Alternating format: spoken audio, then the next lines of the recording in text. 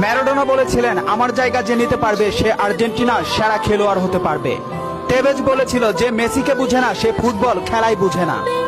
ব্রাজিলের পেলে বলেছিল, মেসিকে কখনোই খারাপ খেলতে দেখিনি, সে সবসময় একই ধারে খেলে আসছে। পেপ গার্দিওলা বলেছিলেন, মেসিকে নিয়ে কিছু লিখবেন না, না লিখে ওকে শুধু দেখে যান, কেননা কোনো কোচ বা সিস্টেম তাকে আটকাতে পারে না। রাইকেট বলেছিলেন, মেসির গোল এক একটা শিল্পকলা, আবার বলেছিলেন মেসি মানে ফুটবলের ইতিহাস। ব্রাজিলের রোনালদো বলেছিলেন, মেসিকে অনেক বেশি কমফিট মনে হয়। ফিকো বলেছিলেন, মেসিকে দেখা মানে অর্গজমের পর অবিশ্বাস্য। জাভি বলেছিলেন, মেসি অন্যদের থেকে কতটা এগিয়ে এটা যারা বুঝে না তারা অন্ধ। ইনিয়েস্তা বলেছিলেন, মেসি যা পারে অন্যরা তা পারে না, বার্সেলোনা আর কখনোই আরেকটা মেসি পাবে না।